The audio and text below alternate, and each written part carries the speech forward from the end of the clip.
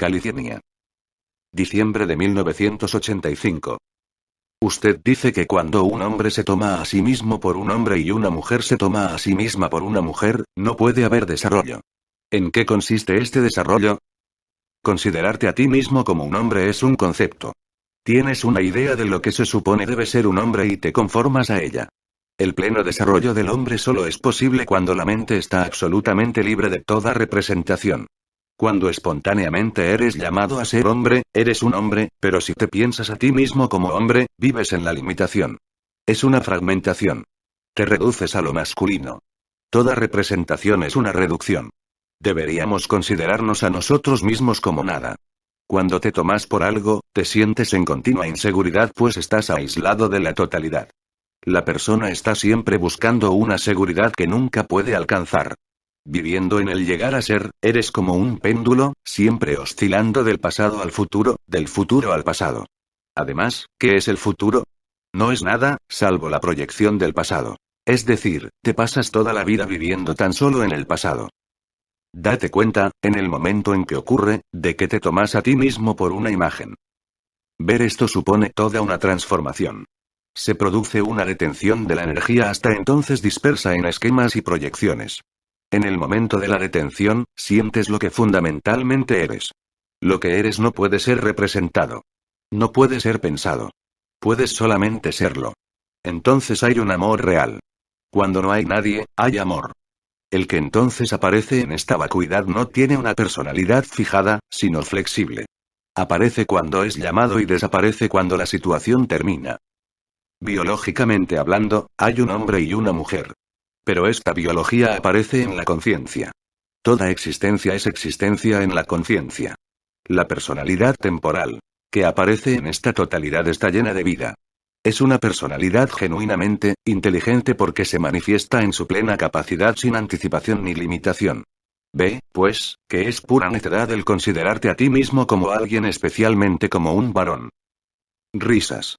Me ha llamado la atención el hecho de que usted utiliza con frecuencia la palabra centro y observo que realmente es cierto que todo es proyectado, fijado y referido a un centro. Advierto también cuánto miedo hay en mí a evitar este reflejo de centrarlo todo. Recuerdo un cuento que escuché sobre un gurú al que sus discípulos acosaban continuamente con sus peticiones. Ilumíname. Dame la paz. Quiero ser feliz. Etc. Así que finalmente les dijo. De acuerdo. Os doy un minuto. El que quiera llegar donde yo estoy, que venga conmigo. Ninguno se movió. Cuando escuché esta historia por primera vez, me dije, ¡qué idiotas! Era una oportunidad única. Sin embargo, más tarde, cuando sentí lo que yo llamo mí mismo disolviéndose y me empezó a invadir un sentimiento de conciencia global, sentí miedo y rechacé lo que estaba sucediendo. Este es el miedo fundamental. Mi pregunta es ¿cómo puedo afrontarlo? Este miedo es la percepción original.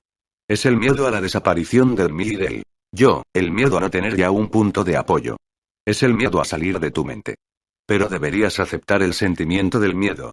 Al dejarlo en libertad, automáticamente lo objetivas y te sientes a ti mismo como observador del miedo. Eres el que percibe el miedo, un perceptor que está libre de toda expectación, de toda interferencia.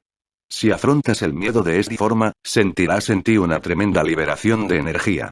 Al principio, serás consciente del miedo después del hecho. Luego serás consciente de él en el momento. Y, finalmente, lo sentirás cuando todavía es solo una pulsación antes de que se haya concretado. Puedes estar seguro de que de esta manera llegarás a liberarte incluso de este reflejo. Recientemente siento una gran ansiedad después de algunos años de relativa paz mental. Parece haber dos formas de enfrentarse al problema, la que usted sugiere, que consistiría en observarlo, y la otra, analizarlo. Ninguna de las dos parece ser la adecuada para mí.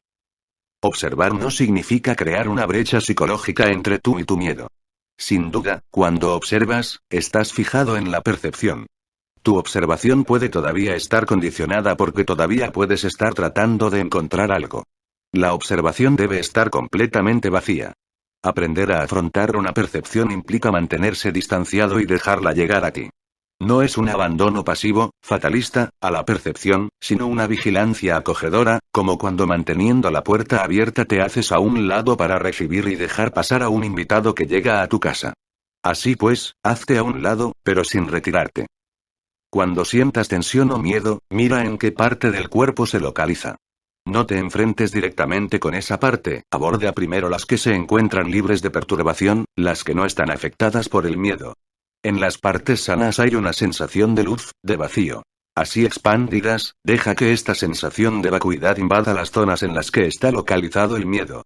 Si procedes así, la energía fijada, pues el miedo es solo eso, se integrará en tu totalidad. Cuando hayas descentralizado esta energía fijada, te sentirás lleno de vitalidad. El primer paso es ser consciente de la localización. Una vez seas claramente consciente de ello, te sentirás ya distanciado en cierta medida del miedo. No estarás agarrotado por el estado de miedo, sino que sentirás la articulación del observador y lo observado. Cuando este dualismo es objetivado, te encuentras en la percepción sin que haya nadie que perciba. Deja de ser cómplice del miedo y este se desvanecerá totalmente. Básicamente, la personalidad es solo miedo. La fuerza que te induce a considerarte una entidad individual es el miedo. Es preciso que la mente así lo vea. Cuando digo que la mente debe verlo, no quiero decir que debas comprenderlo de manera abstracta y aceptarlo pasivamente. La comprensión que se limita al plano intelectual nunca puede producir una transformación. Vívela realmente en el momento. La visión real provoca un punto de detención. Independiente de tu voluntad. Acoge esta reacción o reflejo cuando realmente surge. Para ver realmente algo, no debo nombrarlo sino permitir que permanezca como percepción. ¿Es esto correcto? Cuando nombras el miedo, lo conviertes en concepto. Concepto y percepción no pueden coexistir, así que mantén solo la percepción. Deja que el miedo aparezca por completo. Si dejas que se manifieste, lo escuchas, lo observas, sentirás que se mantiene. En el nivel de tu observación. Está en ti, pero tú ya no estás en él. No hay más identificación inconsciente. Estás fuera del proceso. Al ver con claridad cómo funcionas, te ves llamado a vivir muy íntimamente contigo mismo. Deja que las percepciones lleguen a su completa articulación sin el menor intento de escapar, manipular o dominar lo que aparece. Esto significa que debes liberarte de todo juicio, de toda valoración, lo que puede llevarte algún tiempo. Noto que al pensar la sensación la mantengo a distancia. Sí. El mí se apropia constantemente de la percepción para su supervivencia. Sé el que escucha, el que percibe, y espontáneamente te encontrarás en una relación espacial con el objeto. Este se despliega en el espacio. Ahí está el presentimiento de tu naturaleza real, que es autónoma, libre de cualquier estado. Familiarízate con tu mecanismo. Sabes muy poco sobre cómo funcionas. Aprende a considerar tu cuerpo como un instrumento, una herramienta, un vehículo. Explora, indaga, cómo te despiertas por la mañana y, muy importante, cómo te vas a dormir por la noche. Por la noche, de manera sistemática, debes abandonar toda cualificación. Vive unos momentos de completa desnudez. Haz esto durante algún tiempo y verás cómo despiertas. Cuando tienes una percepción profunda de la desnudez de la mente, sientes que el cuerpo aparece en ese vacío. Tienes una relación completamente distinta contigo mismo. El cuerpo está en ti, pero tú no estás en el cuerpo. Una vez hubiera visto claramente el mecanismo de un reflejo del miedo, por ejemplo, podría ver con claridad todos los planos de mi vida. La facultad de trasponer la comprensión a otros planos te demuestra que has comprendido realmente. De lo contrario, la comprensión sería superficial. El planteamiento es exactamente el mismo respecto al miedo que respecto a otras muchas circunstancias de la vida. Es importante que la mente comprenda y que actúes de acuerdo con esa comprensión. No hay voluntad moral en esta forma de actuar, se trata simplemente de ver lo esencial en las diversas circunstancias. En nuestra sociedad, la vida cotidiana es el único espejo que tienes a tu disposición. No hay otro. Cualquiera puede interpretar a Hamlet a la perfección en la cocina de su casa. La cuestión es ser Hamlet sobre el escenario. Risas. Para que la comprensión se establezca en la vida diaria, no debe haber primero una entrega total, de manera que cuando salgamos de la cocina y entremos en el mundo esta comprensión viva en nuestra vida. El conocimiento objetivo es posible porque te refieres a lo ya conocido. Pero cuando preguntamos cuál es realmente mi naturaleza, ¿cómo puedo afrontar cada momento de la vida diaria, para estar convencido de que lo hago de forma adecuada? No podemos encontrar la respuesta por medio de la mente. Comprensión quiere decir ser la comprensión. Cuando se vive la pregunta, en ella misma está contenida la respuesta. Para aprender a vivir la pregunta, debes aceptar ciertas cosas que te llegan por una referencia ajena a ti mismo, lo que llamamos una información de segunda mano. Como en todo proceder científico, esta información de segunda mano, te proporcionará los elementos para llegar a hacerla de primera mano, para hacerla tuya. La comprensión como ser aparece cuando la no comprensión se ha desvanecido por completo, cuando ya no hay nada que comprender. Eso significa que la comprensión real no es una relación sujeto-objeto. No hay nadie que conozca algo. Hay solo conocer. Es un sentimiento de unidad. ¿Qué quiero decir cuando afirmo vive con tu pregunta? No me refiero a preguntas que surjan de la lectura de libros, de lo que se pueda haber oído, del llamado sentido común, ni a cualquier otra pregunta basada en informaciones de segunda mano. Las preguntas que proceden de lo que se ha oído solo sirven para dar satisfacción a la mente. Hay cantidad de oportunidades en la sociedad para formular esta clase de preguntas. Las preguntas que me interesan, las que realmente deberían formularse aquí son las que surgen en ti desde una perspectiva que no es la intelectual. Escucha lo que surge, estate abierto a lo desconocido, a lo inesperado. Formular preguntas mentales significa estar adormecido a tu propia realidad. No puedes estar en la mente, en el concepto, y en la percepción al mismo tiempo.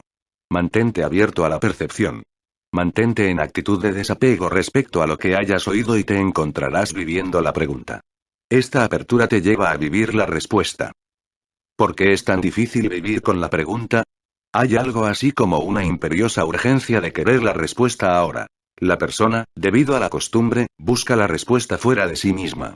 La pregunta tiene su origen en el hecho de considerarte a ti mismo como un individuo aislado. Cuando ves que no hay nada fuera, que todo está en ti, dejas de anhelar informaciones de segunda mano. Deja que la pregunta original ¿quién soy yo? Viva en ti en ese momento de detención, en tu atención, en tu escucha global, que aparece espontáneamente cuando la interferencia mental se extingue. Presumiblemente, usted responde a las preguntas porque la respuesta produce algún efecto. ¿Cómo debería escuchar la respuesta para que fuera efectiva? La respuesta surge del silencio, del ser, y lleva consigo el aroma del silencio. Por tanto, es importante que no intentes de inmediato agarrar mentalmente la respuesta. No hagas ningún esfuerzo por comprender. Mantén la ausencia de conclusión. Solo puedes interpretar por medio de la memoria, de lo ya sabido. No enfatices la formulación, deja que la quietud, la presencia en la que se basa la formulación, venga a ti. Esta presencia es tu naturaleza real. Si no trato de comprender lo que usted dice, parece como si las palabras debieran entrar por un oído y salir por el otro. Así que tras escuchar una y otra vez las mismas cosas, no se produce ninguna transformación real en mí. Escuchar no es quedarse en una actitud de aceptación pasiva. Es una actitud activa, vigilante. La escucha debe ser bipolar. Oyes la formulación y oyes también cómo actúa en ti, cómo reaccionas a ella. Escucha tu agitación, tu cansancio, la forma en que interpretar, juzgas, analizas, críticas. Escucha tu inquietud, tu curiosidad, tu ansiedad, tu miedo, tu frustración. Escucha tu emotividad, tus sentimientos, estados, deseos, querencias, preferencias y rechazos. Hay muchas cosas que escuchar. Familiarízate con tu funcionamiento. Al escuchar sentirás cómo todo eso tiene lugar en ti. La escucha produce en ti un distanciamiento respecto a tu naturaleza real de todo lo que has aceptado de segunda mano. Es esta relación, en esta escucha, tendrás un presentimiento de lo que realmente eres. ¿Cómo se formulan las preguntas que no proceden de la curiosidad mental? La pregunta te puede llegar en diversos momentos, arropada de forma diferente cada vez. Llegará un día en que te aparecerá completamente desnuda. Esto es realmente ser comprensión. Lo que fundamentalmente eres nunca puede ser objetivado, está vacío de toda representación. Lo que está vacío de toda representación es plenitud. No trates de cambiar tus actividades.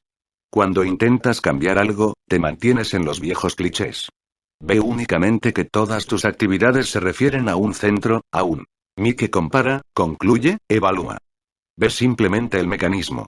Ve cómo no estás relacionado con tus actividades, sino solo con tus preferencias y rechazos. Ve esto en el momento en que sucede y pospon toda conclusión diferente.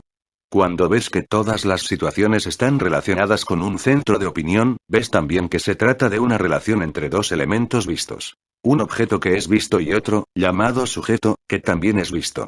En realidad, este sujeto es también un objeto. ¿Qué es ese tú que el sujeto ve? A no ser que se hable poéticamente, el lenguaje no permite expresar con facilidad lo que no pertenece a la estructura sujeto-objeto. Realmente, existe solo la conciencia en la que los llamados sujeto y objeto aparecen. No hay un agente que conozca la conciencia. La conciencia es autónoma. Aunque a veces la llamemos el sujeto último, no hay nada subjetivo en ella. Es simplemente ser, conciencia global. Cuando habla de posponer una decisión, ¿se refiere a no identificarse con el sentimiento de que algo tiene que ser hecho?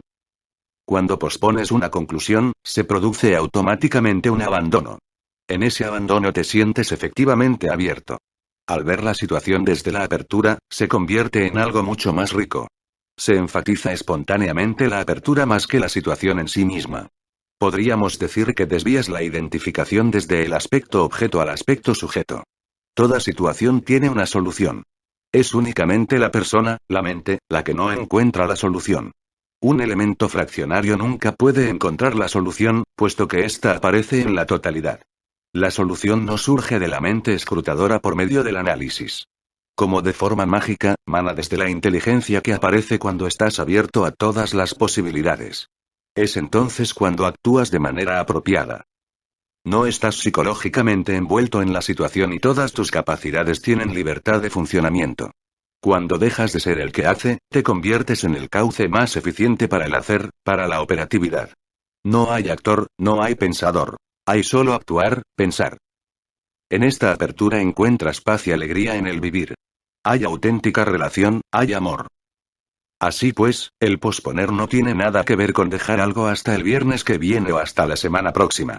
Cuando vives libre de la identidad que piensas que eres, hay espacio en ti. No hay ya ningún retorno al pasado ni desde allí proyección hacia el futuro. Cuando en un determinado momento estás en actitud de apertura, todos los elementos de la situación aparecen simultáneamente en ti. La situación concluye en ti y esa apertura trae consigo su propia acción que será realizada en el espacio y en el tiempo. Esta realización está completamente libre de autoría. No necesitas una estrategia. Sabes que mañana tienes que ir a Los Ángeles, ese es un hecho, un elemento de la situación. Pero el medio de ir, tren, coche o autobús, pertenece al momento. Si permaneces completamente abierto, encuentras la situación abierta a toda disponibilidad. Con frecuencia, en esos momentos de disponibilidad, aparece el reflejo de la persona pues el ego se siente inseguro. Debes experimentar por ti mismo que en esa vaciedad hay una perfecta adecuación entre tú y la situación. Descubre por ti mismo cómo la persona entra en el camino del funcionamiento eficiente. Naturalmente, debe haber habilidad. Estar abierto a todos los hechos de una situación implica conocer los instrumentos, tus capacidades, la ley con la que tienes que tratar. Pero el resto pertenece al campo de lo desconocido. California. Febrero de 1986. ¿Cómo es posible encontrarse a sí mismo en esa expansión de la que habla? Yo me siento encerrado en mi cuerpo.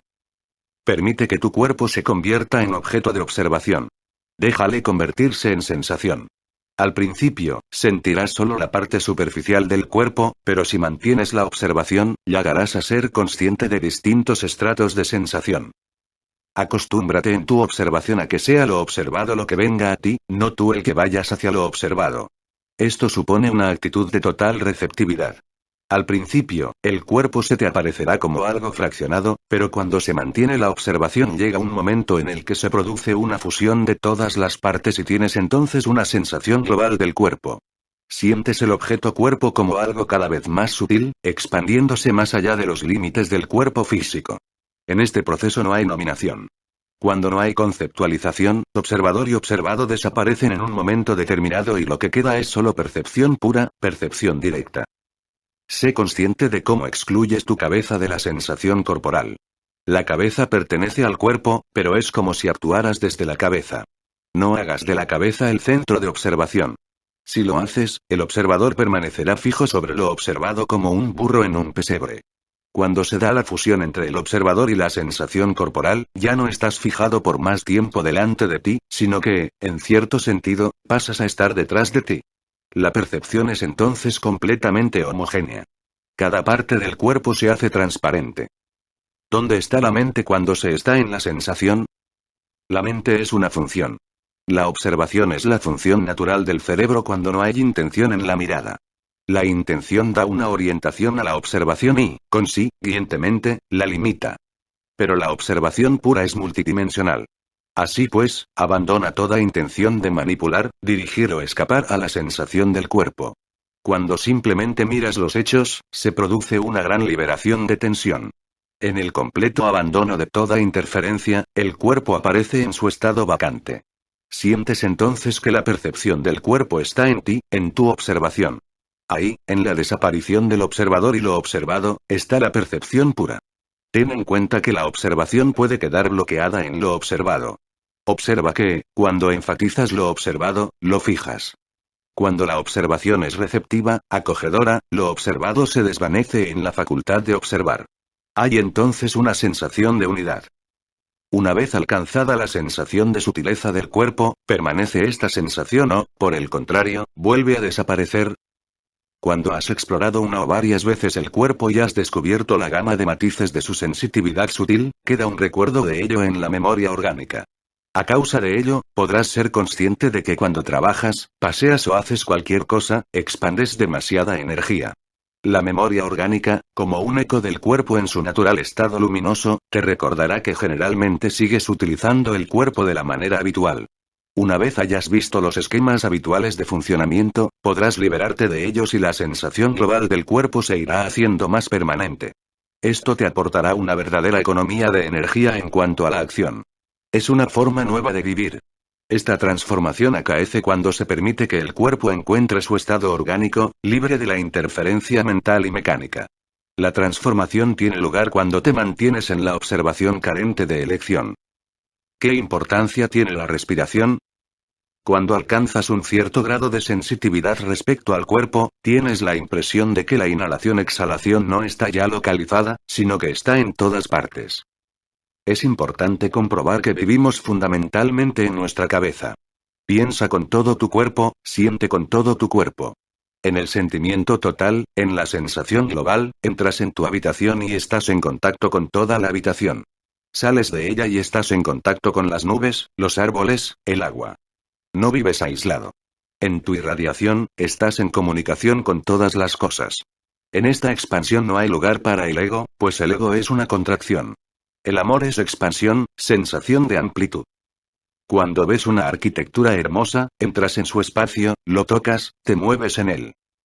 Cuando entras en una casa, ¿qué es lo que te hace decir me gusta o no me gusta? Es la sensación del espacio. Puede no gustarte desde el momento en que entras por la puerta, o puedes entrar espontáneamente y tomar contacto con las paredes, con el techo, sentirte a ti mismo expandido en su espacio. No te quedes en la comprensión verbal. Ten la sensación real de lo que digo. Todo esto no es algo destinado a ser discutido.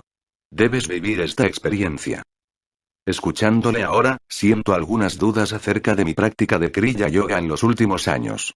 En el Kriya Yoga se mueve la energía vital en el cuerpo sutil de chakra a chakra y no se pretende seguirla o observarla, sino que se imagina en movimiento como la respiración de un centro de energía a otro. ¿Qué piensa de esto? El ascenso de la energía, el encuentro de Shakti y Shakta, la disolución de Shakti en Shakta, es el resultado del discernimiento, de la comprensión. Existen técnicas diversas para hacer emerger esa energía, pero, para mí, esas técnicas son completamente artificiales. Cuando existe comprensión real hay una integración natural de la energía en la realidad última. Si la liberación de energía no acaece espontáneamente, sino que es la consecuencia de un proceso intencionado, no solo te deja en el proceso del devenir, sino que puede también ser causa de un desequilibrio en la relación cuerpo-mente. Debe haber una correspondencia entre tu nivel energético y tu conducta total en la vida diaria. Ese nivel energético debe estar armónicamente integrado en tu totalidad, de lo contrario puedes conducirte en tu vida diaria de una forma que no se corresponde con tu nivel de energía. Sucede a menudo con los locos. La liberación de la energía surge de la comprensión de tu inteligencia total. Así pues, la estimulación artificial de la energía puede causar ciertos daños y usted sugiere no activarla de esa forma, ¿no es eso? En la comprensión global, la energía no queda fijada, sino que se hace global.